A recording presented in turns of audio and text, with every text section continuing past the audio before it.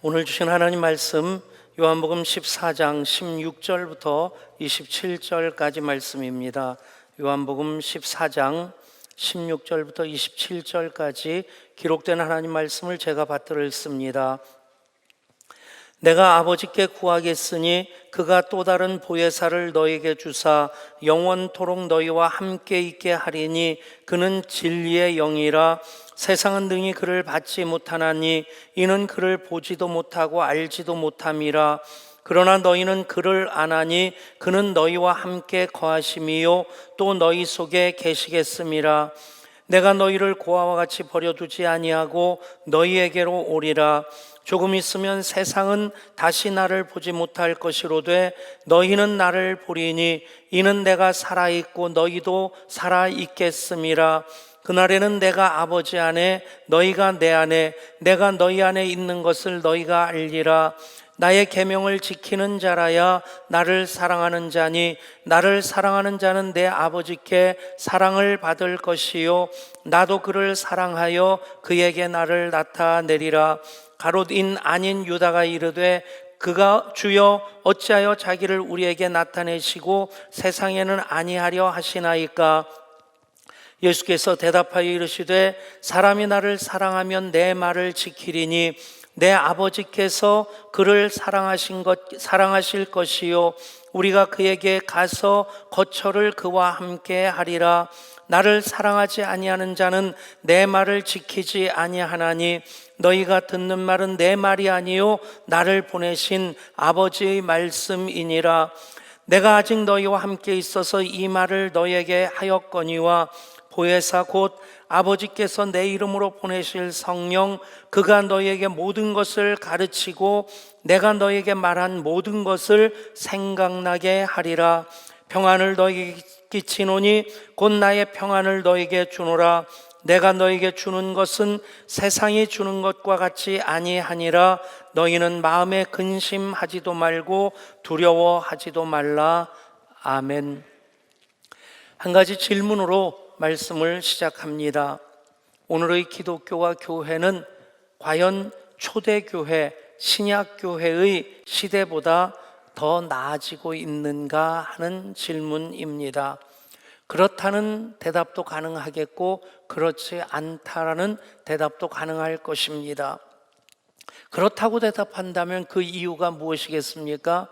분명 초대교회 예루살렘에 있는 마가의 다락방에 120명의 성도들이 모여서 주님이 약속하신 성령을 기다렸고 그 성령이 임하심으로 말미암아 역사적인 주님의 몸인 교회가 시작되어지게 됩니다. 물론 예수님이 교회로서 이 땅에 오셨고 교회를 세우시기 위한 과정을 하셨지만 성령이 임하심으로 역사적인 교회는 시작되어지게 됩니다. 그렇게 본다면 시작할 때는 120명으로 시작했는데 지금 전 세계 78억 인구 중에 이제 학자들마다 조금 다르게 얘기를 하지만 23억부터 25억 정도가 크리스찬이라고 얘기를 합니다. 본 어게인이냐 거듭남을 경험했느냐 아니면 그 이름만이 그리스도인이냐 하는 그 차이는 분명 있겠습니다만 어쨌든 23억에서 25억 정도가 크리스찬이라고 한다면 여러분 120명이 25억이 됐다. 이건 뭐 엄청난 장족의 발전입니다. 분명히 그렇게 본다면 더 좋아졌다라고 얘기할 수 있겠죠. 그리고 재정적인 것도 그렇습니다. 그 당시에 뭐 재정이 어땠겠습니까? 그런데 지금 전체 교회의 재정을 총합한다면 아마 웬만한 나라 총 예산보다도 많지 않을까 그렇게 생각해 봅니다. 그리고 교회 건물을 보면 초대교회 당시에는 건물이 없었습니다. 지금 우리 교회도 작은 교회는 아닙니다. 그래서 지지난주 수요일인가 저에게 갑작스럽게 전화가 와가지고 노예를 개최하기로 한 교회에 좀 사정이 있어서 노예 장소로 옮겨야 될 텐데 코로나 상황에서 노예를 좀 마음 편하게 할 수 있는 교회가 예한교회밖에 없다. 그래서 지난 화요일 날 노회를 했고, 노회 끝난 다음에 인사를 받느라고 바빴는데 그 인사 중에 절반 이상이 수고했다는 인사가 아니라 계속 예향교회가 노회를 해야 될 것 같다, 그 얘기입니다. 섬겨야 되면 기쁜 마음으로 섬겨야 되긴 하겠지만, 우리 예배당도 작은 예배당은 아닙니다만은 우리 예배당보다 비교할 수 없을 만큼 큰 예배당들, 우리나라에서 예배당이 제일 큰 예배당이 여의도 순복음교회가 아닙니다. 거기는 본당이 7,000석, 꽉 끼어 앉으면 8,000석인데 10,000명 예배 드리는 예배당이 또 있고, 또 외국에서 보면 3만 명 예배 드리는 예배당도 있다고 그래요. 그렇게 본다면 마가의 다락방, 작은 코딱지만한 데는 아니었으니까 120명이 밭도 앉긴 했겠지 켜켜이 앉진 않았을 것 같습니다. 어쨌든 끼어 앉았을지라도 120명이 모여서 예배 드릴 수 있었던 공간이 있었고, 거기서 이제 교회가 탄생했지만 그 공간이 예배당은 사실은 아니지 않습니까? 교회 건물은 아닙니다.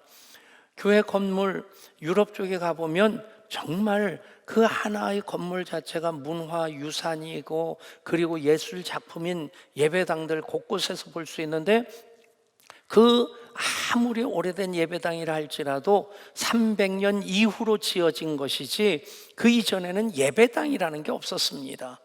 왜냐하면 교회가 핍박을 당하고 있고 카타콤에 숨어서 예배를 드리고, 또 그 신앙 하나 지키느라고 터키 북부인 카파도키아라고 하는 곳에 가서 그냥 거미줄 같은 동굴을 파고 그곳에서 예배를 드리는, 콘스탄테제가 313년에 기독교를 공인한 이후로 비로소 예배당을 짓기 시작한 겁니다. 여러분, 그렇게 본다면 예배당이라는 건물로서도 진짜 초대교회보다 훨씬 더 나아지고 있다, 좋아졌다라고 말할 수 있을 텐데, 그런데 정말 초대교회보다 지금이 더 좋은 교회인가? 라고 물을 때 왠지 허전한 마음이 있습니다. 솔직한 대답은 그렇지 않다라는 대답이어야만 합니다. 초대교회가 완전 무결한, 흠도 없고 티도 없었던 교회였냐? 아닙니다. 예루살렘 교회도 문제가 있고, 안디옥 교회도 문제가 있고, 고린도 교회는 웬만한 교회들보다 더 많은 문제가 있었습니다. 사람들이 모였기 때문에 그래서 문제는 생깁니다. 그런데 그 문제를 해결하는 데 있어서 초대교회는 재직회를 하지 않았습니다. 당회도 하지 않았습니다. 그런 조직도 없었거니와 모여서 기도할 때 성령님께서 감동을 주시고 성령님 말씀하시는 대로 순종함에 있어서 초대교회는 언제나 성령님의 인도하심을 전적으로 따랐기 때문에 우리가 초대교회 하는 이유, 또 지금 교회가 그때보다 객관적인 지표로서는 비교할 수 없을 정도로 사이즈도 커졌고 재정도 많아졌고 교회 건물도 번듯한데 왜 교회답지 못할까? 왜 허전함이 있을까? 그 답은 성령님입니다. 성령님이 임재하여 계시고 성령님이 역사하시고 그 인도하심 따라 순종하는 교회는 사이즈와 상관없이 교회다운 교회입니다. 근데 아무리 건물이 크고 아무리 교회가 그 교인으로 꽉 채워졌다 할지라도, 재정이 수백억 수천억이 된다 할지라도 성령님과 상관없이 사람들이 모여서 회의하고 결정하고 그렇게 끌고 가는 교회라고 하면 교회답지 않다라고 얘기할 수밖에 없습니다. 예수님 십자가로 구원을 완성하시고 이미 이전에도 성령님에 대해서 여러 번 말씀하셨거니와 또 부활하시고 승천하시면서 마지막 당부가 무엇입니까? 약속하신 성령이 임하기까지 너희는 이곳을 떠나지 말라. 여러분, 그렇게 우리가 예배하면 성령님이 임하십니다. 아멘. 그래서 성령의 권능을 받으면 우리는 땅 끝까지로 주님의 증인된 삶을 살아갈 수 있게 됩니다. 그 성령님에 대해서 예수님이 이렇게 말씀하십니다. 누구든지 목마르거든 내게로 와서 마시라. 나를 믿는 자는 성경의 이름과 같이 그 배에서 생수의 강이 흘러나오리라. 여러분, 나를 믿는 자는 성경의 이름과 같이 그 배에서 생수의 강이 흘러나오리라. 오늘 예배하는 여러분들의 체험이 되고 신앙 고백이 될 수 있기를 축복합니다. 이제 예수님께서 십자가로 하나님 구원을 완성하시고 부활하시고 승천하시기 전에 제자들의 당부하시는 말씀 중에 모든 것의 초점은 바로 성령님입니다. 오늘 말씀도 성령님에 대해서 내가 아버지께 구하겠으니 그가 또 다른 보혜사를 너에게 주사 영원토록 너희와 함께 있게 하리니 그는 진리의 영이라. 세상은 능히 그를 받지 못하나니 이는 그를 보지도 못하고 알지도 못함이라. 그러나 너희는 그를 아나니 그는 너희와 함께 거하시며 또 너희 속에 계시겠습니다. 여러분, 예수님께서 말씀하시는 성령님에 대해서 정확하게 알고 그 성령님을 또 인격적으로 만나는 우리 모든 예배자가 될 수 있기를 소원합니다. 성령님은 누구십니까? 예수님께서는 성령님을 또 다른 보혜사라고 말씀하십니다. 한번 따라 하실까요? 성령님은 또 다른 보혜사입니다. 여기서 또 다른, 그리고 보혜사, 이 단어를 정확하게 이해하셔야 됩니다. 다르다라고 하는 것은 이제 성경 헬라어에서 두 가지 단어를 씁니다. 하나는 헤테로스라는 말과 또 하나는 알로스라는 말을 씁니다. 헤테로스라는 말은 예를 들어서 이 마이크, 꽤 괜찮은 마이크입니다. 좀 있어 보이지 않습니까? 예, 이 마이크와 이 컵이 다른 겁니다. 그런데 성격도 모양도 쓰임새도 완전히 다른 겁니다.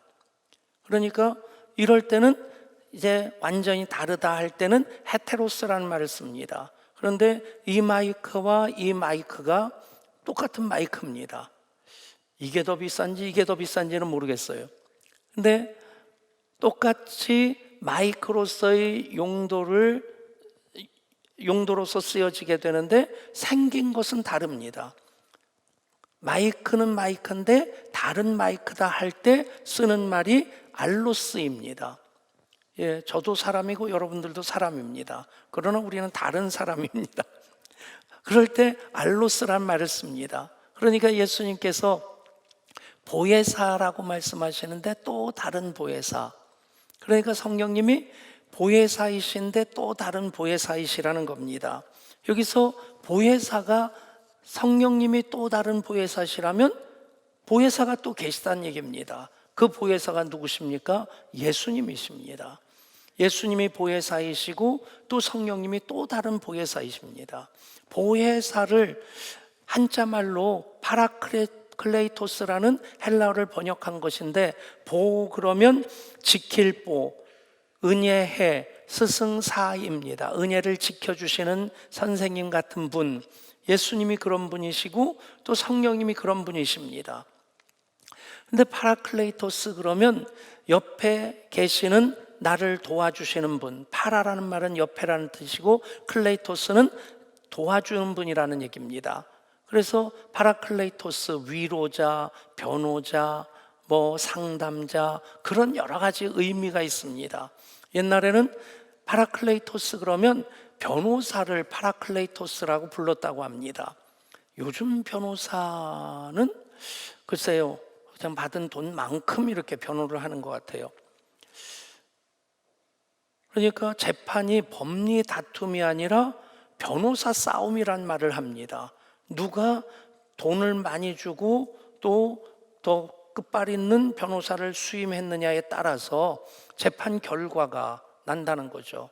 우리 교단에서도 몇 번의 좀 안타까운 재판이 있었는데, 욕심을 부리는 사람이 이 총회 재단을 사유화하려고 이사들을 다 굶어 삼고 매수를 하고, 그래서 정관을 바꿔가지고 그것을 사유화를 했습니다. 그래서 이게 잘못됐다 하는 것을 총회에서 재판을 걸면 이쪽은 어차피 그냥 자기 돈 벌려고 하니까 그 변호사들을 부장판사급 등등 해가지고 아주 센 분들을 선임을 합니다. 근데 교단에는 뭐 그런 것으로 재정 편성이 돼 있질 않으니까, 그래서 변호사를 이렇게 좀 급이 낮은 분을 선임을 해요. 상식적으로 보면 이쪽이 잘못했고 그래서 이쪽이 책임을 져야 되는데, 재판 결과를 보면 언제나 이쪽이 이겨요. 그래서 변호사 싸움이란 얘기를 합니다. 그런 일에 휘말리지 않기를 축복합니다. 우리 같은 사람 변호사, 국선 변호사나 써야지. 어떻게 돈 내고 대법관 출신이라든가 이런 분들 변호사 쓸 수 있겠어요? 참 세상이 정의롭지 않다라는 생각이 듭니다. 이것 가지고 우리가 푸념하자는 얘기가 아니라, 여러분, 그런 상황이라 할지라도 우리 변호사는 누굽니까? 성령님이십니다. 아멘. 따라하실까요? 성령님이 나의 변호사이십니다. 아멘. 다시 한번요. 성령님이 나의 보혜사이십니다. 여러분, 이런 간증이 여러분들의 간증이 될 수 있기를 축복합니다. 세상에서는 좀 기죽을 수 있고 세상에서는 억울한 일 당하는 것 같지만, 성령님이 보혜사로서 나의 변호사가 되어주시면 여러분, 우리는 끝내 이기게 됩니다. 역전승을 이끌게 될 줄 믿습니다. 미국 역사에 보면 부자지간에 대통령을 한 경우 아버지 부시, 아들 부시만 생각하는데, 그 이전에 애덤스라고 하는 대통령도 부자지간의 대통령이었어요. 근데 아버지 부시가 대통령으로서 시골의 작은 학교를 방문을 했답니다. 초등학교를 방문해서 대통령이 온다니까 마을도 뒤집어지겠고 그 학교에서 얼마나 막 설레는 마음으로 기다렸겠습니까? 그런데 정작 교실에 들어가서, 얘들아, 우리나라 대통령께서 오셨다. 그러니까 애들이, 아는 애들은 하고 박수를 치는데, 한 아이가, 앤서니 핸드슨이라는 꼬맹이가 이런 질문을 했다는 거예요. 할아버지, 대통령 맞아요? 그래, 나 대통령이야. 그럼 대통령인 거 증명을 보여주세요. 여러분, 대통령 증명서 없습니다. 그러니까 나 대통령인데, 그래가지고 그 라이센스 운전 면허증을 이렇게 꺼내 보내줬다는 거예요. 그랬더니 이 아이가 이러고 보더니 여기 대통령이라고 안 써 있잖아요. 그러니까 자기는 대통령인데 대통령이라고 이게 설명할 길이 없더라는 거예요. 어쨌든 애들하고 몇 마디 하고는 이제 나와서 운동장에 나오니까 이 링컨 캐딜락 방탄차가 딱 기다리고 있고, 경호원들이 문을 딱 열고 라이방 낀 경호원들이 쫙 서 있고, 그 광경을 보니까 이 아이가 그러더랍니다. 진짜 대통령 맞네. 여러분, 내가 그리스도인이라는, 내가 하나님 자녀라고 하는 증명이 뭡니까? 여러분, 운전면허증에 크리스찬이라고 써 있습니까? 어떤 나라는 그 종교를 표시하는 그런 나라도 있더라고요. 근데 우리나라는 신분증에 표시가 안 됩니다. 명찰을 달고 다니겠어요? 글쎄요, 학교에서 명찰 달고 다니는데 밖에 나가서 명찰 달고 다니면 애가 조금 이상한 애처럼 보입니다. 우리 안내위원들도 그렇고 장로님들도, 교역자들도 교회에서 명찰을 다는데 밖에 다니면서 이렇게 명찰 달고 다니면 이상하게 볼 것 같아요. 여러분, 우리가 그리스도인이고 우리가 하나님의 자녀인 증거가 무엇입니까? 성령님입니다. 예양교회가 교회인 증거가 무엇입니까? 성령님이십니다. 여러분, 성령님은 또 다른 보혜사이십니다. 그리고 그분은 진리의 영이십니다. 따라 하실까요? 성령님은 진리의 영이십니다. 17절입니다. 그는 진리의 영이라 세상은 능히 그를 받지 못하나니 이는 그를 보지도 못하고 알지도 못함이라. 그러나 너희는 그를 아나니 그는 너희와 함께 거하시며 또 너희 속에 계시겠습니다. 세상은 알지 못합니다. 그런데 우리는 성령님을 압니다. 왜요? 우리 속에 계시니까. 아멘. 그 성령님이 진리의 영으로서 어떤 일을 하십니까? 26절입니다. 보혜사 곧 아버지께서 내 이름으로 보내실 성령, 그가 너에게 모든 것을 가르치고 내가 너에게 말한 모든 것을 생각나게 하리라. 아멘. 진리의 영이신 성령님이 무엇을 하십니까? 예수님의 말씀을 가르치시고 예수님의 말씀을 생각나게 하십니다. 진리가 무엇입니까? 진리를 알지니 진리가 너희를 자유하게 하리라. 진리를 알지 못하면 신앙생활하는 게 진리입니다. 기도하는 것도 질리게 되고 설교 시간에도 언제 끝나나 질리게 되고, 근데 진리를 알면 자유하게 됩니다. 아멘. 여러분, 철학이 진리입니까? 철학자마다 다 다른 얘기를 합니다. 과학이 진리입니까? 아닙니다. 과학은 계속 바뀝니다. 과학은 하나님 창조의 그 질서를, 원리를 발견하는 것이 과학입니다. 그것을 또 응용해서 무엇인가 생활에 도움되는 것들을 만들어낼 수 있겠고, 그러나 전공자에 따라서, 전공 분야에 따라서 얘기가 다 다릅니다. 여러분, 과학도 진리가 아닙니다.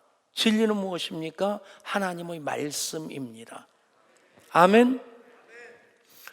그래서 성령님이 또 다른 보혜사로 진리의 영으로서 하시는 일, 예수님의 말씀을 우리들에게 가르쳐 주시고 또 그것을 생각나게 해 주십니다.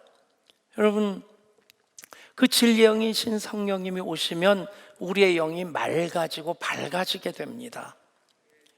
양심의 기준도 제각각입니다. 어떤 사람은 양심에 털난 사람들은 정말 심각한 죄를 짓고도 죄의식이 없어요. 가끔 보면 저는 진짜 저렇게 애를 키워도 되나? 그냥 아줌마들이 가다가, 아저씨들이 가다 담배꽁초 버리고, 우리 마당에도 오죽하면 제가 저렇게 써붙이라고 했겠어요. 쓰레기를 버리는 것은 양심을 버리는 것입니다. 그 다음에 어떻게 될지는 좀 지켜봐야 될 텐데, 뭐 그냥 막 버립니다. 근데 저 같으면 이거 하나 버리는 게 뭐 담배꽁초는 아니고, 어쨌든 뭐 하나 버리려고 하면 이게 양심의 가책이 돼서 들고 가든지 주머니에 넣든지 집에 가서 버립니다. 근데 어떤 아이들 보면 엄마랑 손 붙잡고 가다가 엄마가 과자 봉지 색 버리면 아이도 탁 버립니다. 참 잘 키워요. 근데 그분들에게는 그게 요만큼도 거리낌이 없으니까 버리는 겁니다. 양심의 기준이라는 것, 또 상식이라는 것도 제각각 다릅니다. 근데 여러분, 어떻게 하면 양심적으로 살 수 있냐? 어떻게 하면 상식적으로 살 수 있느냐? 진리의 영이신 성령님이 우리 가운데 계시면 우리 마음이 맑아지고 밝아집니다. 그러면 이게 상식이다, 이게 양심이다, 그 기준이 분명해집니다. 그러면 사리가 분별이 되어지는 거예요. 굳이 뭐 점을 치고 뭐 그런 거 할 필요 없습니다. 엘리사 때 아람이라는 나라와 적대적인 관계였어요. 이스라엘 역사를 보면요, 다윗하고 솔로몬 때를 제외하고는 계속 찌질한 그런 나라였습니다. 이쪽한테 채이고 저쪽한테 밟히고, 아무튼 생존을 걱정해야 되는 그런 나라인데 왜 그런 민족을 하나님께서 부르셨을까? 저는 그것도 성육신의 의미라고 봅니다. 예수님이 하나님과 근본 동등됨을 취할 것을 여기지 아니하시고 자기를 낮춰 사람의 몸을 통해서 이 땅에 탄생하십니다. 그래서 우리의 모든 연약함을, 허물을, 우리의 죄와 저주와 죽음까지도 다 담당하시는 거예요. 만약에 강대고 강한 민족을 하나님께서 택하셨다? 쥐들 잘난 줄 알 겁니다. 어쨌든 엘리사 때 남북왕국으로 나뉘어져 있고, 북왕국, 남왕국보다는 조금 세지만 아람이라는 나라에 비해서는 이쪽은 대국이고 이쪽은 아주 작은 나라입니다. 근데 집어삼키려고 하는데 엘리사 때문에 번번이 모든 공격이 무위로 돌아가는 겁니다. 우리 중에 어떤 첩자가 있냐? 그러자 신하 중에 하나가 아닙니다, 왕이시여. 우리 중에 첩자가 있는 것이 아니라 이스라엘에 엘리사라는 선지자가 있는데 그는 우리가 이곳에 사는 말들까지도 다 알아듣는 사람입니다.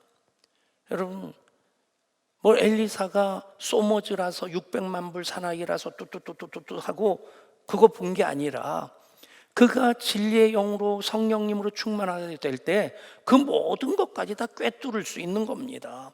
길목을 다 지키고 있으니까 어떤 시도들도 다 무위로 돌아가는 겁니다. 여러분, 참 어려운 시대입니다. 그러나 여러분, 우리가 진리의 영이신 성령으로 충만하게 되면, 지극히 상식적이 되고 지극히 양심적이 되면 우리는 사리 분별을 할 수 있게 됩니다. 그 가운데서 우리는 사람답게 하나님의 자녀로서 하나님께 영광 돌려드리며 살아가게 될 줄 믿습니다. 성령님은 진리의 영이십니다. 그리고 성령님, 우리와 함께 하시는 분이십니다. 따라하실까요? 성령님, 우리와 함께 하시는 분이십니다. 예수님께서 성령님에게 대해서 말씀하실 때 뭐라고 하십니까? 그가 또 다른 보혜사를 너희에게 주사 영원토록 너희와 함께 있게 하시리니 그는 너희와 함께 거하시며 또 너희 속에 계시겠습니다. 예수님은 육신을 입고 오셨습니다. 그래서 육신으로 십자가에 달려서 죽으시는 것으로 하나님의 구원을 완성하십니다. 그러기에 예수님 시간과 공간 속에 계셨습니다. 그러나 성령님은 영이시기 때문에 시간과 공간을 초월해서 계십니다. 지금 여기도 계시고 선교제도 계시고 지금 가정에서 235가정에서 예배 드리는데 그곳마다도 계십니다. 아멘. 성령님, 예수님도 보혜사이시고 성령님도 보혜사이신데 왜 바톤 터치를 하셔서 성령님이 또 다른 보혜사로 오셔야만 했던가? 예수님이 육신을 입고 오셨기에 부활하시고 승천하신 다음에 하늘 보좌 우편에서 우리를 위해 중보하며 기도하십니다. 근데 다시 오시는 그때까지 재림하심으로 새하늘과 새 땅을 창조하시고 하나님 섭리가 완성되어지는 그때까지 또 다른 보혜사이신 성령님 진리의 영으로 시간과 공간을 초월해서 우리와 영원히 함께 계시고자 하심이십니다. 아멘.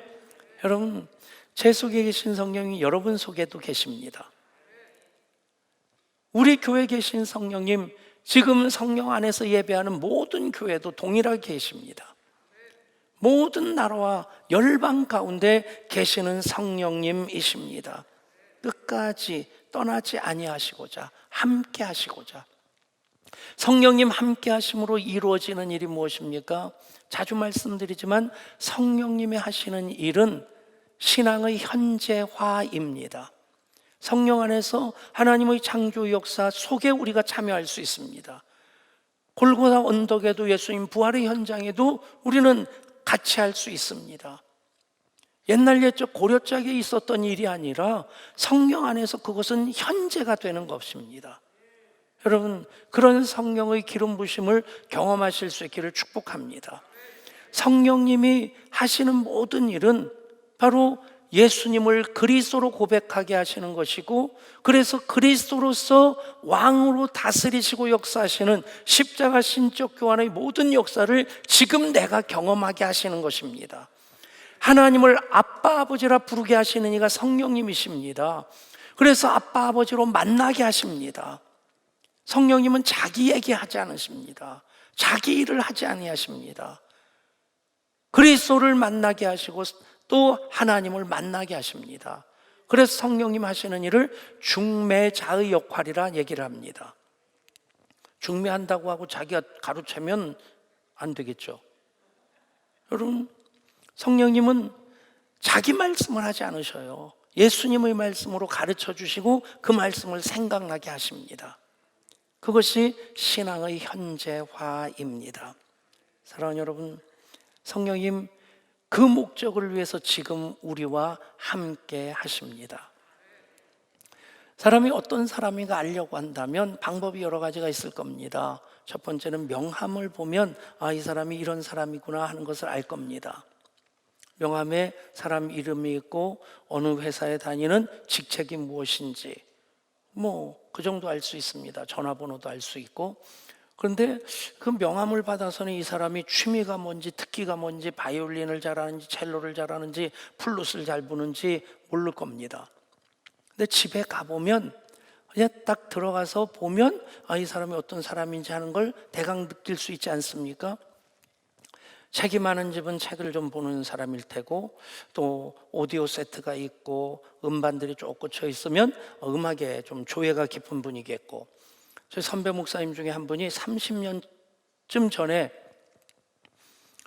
그 당시에 강남에 있던 아파트도 그냥 1억 원 안팎밖에 안 될 때였어요. 근데 오디오를 1,000만 원 주고 샀대요. 그 말 들으니까 와 하는 생각이 들더라고요. 좀 부러웠는데 그 다음 얘기를 들으니까 요만큼도 안 부러웠어요. 음악을 그 목사님이 음악 감상을 시작하면 아이들도 자기 방에서 못 나온대요. 왔다 갔다 하고 소리 내는 것 때문에 이게 감상에 방해가 된다고 애들도 움직이지 못하고, 또 사모님이 대림질도 못한대요. 다리미에 이 바이메탈이 있어서 전기가 끊어졌다 붙었다 그러지 않습니까? 그 사이에 이 음질의 차이가 나기 때문에, 그럼 냉장고는 어떻게 해야 돼요? 냉장고 다 뽑아놔야 되는지? 그 얘기를 들으니까 그거는 음악 감상을 즐기는 게 아니라 족쇄지. 여러분, 그래도 이런 취미를 가진 분이구나 하는 것을 알 수 있을 겁니다. 근데 정말 사람을 알려고 하면 대화를 해보면 압니다. 대화를 해보면 그 사람의 인격이라든지 성향이라든지 다 이렇게 나옵니다. 대화를 하면서 돈에 대한 얘기를 많이 하는 사람은 돈독이 오른 사람이고, 이게 진급을 못해서 막 그러는 분은 그것 때문에 이제 많이 얽매여 있는 분이고, 어떤 주제로서 말을 많이 하느냐. 여러분, 우리가 무슨 말을 많이 해야 되겠습니까?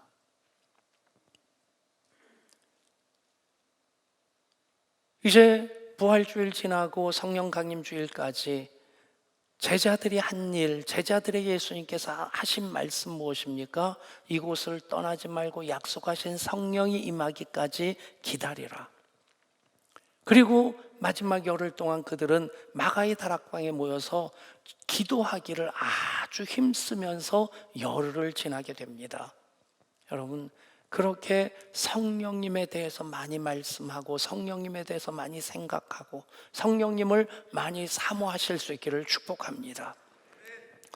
예배할 때도 성령님이 계셔야지 예배가 되고요, 찬양하면서도 성령의 인치심이 있어야지 찬양이 됩니다.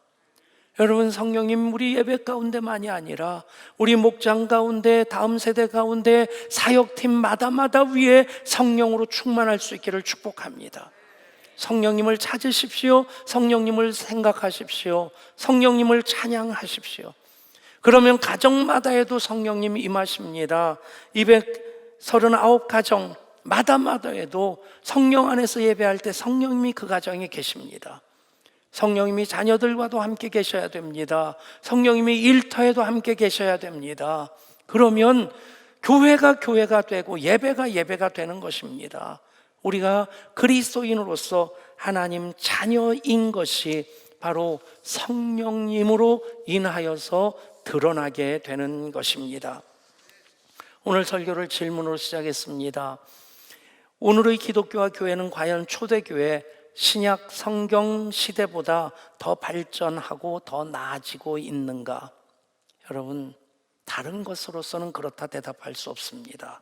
오직 성령님에 대해서 사모함이 더 많고 성령님을 더 많이 찬양하고 성령님 인도하심에 더 온전히 순종할 때에 초대교회보다 더 나아지는 교회라고 비로소 얘기할 수 있게 될 것입니다. 마지막 질문은 괄호넣기 문제입니다.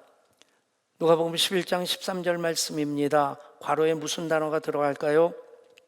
너희가 악할지라도 좋은 것을 자식에게 줄 알거든 너희 하늘 아버지께서 구하는 자에게 무엇을 주시지 않겠느냐.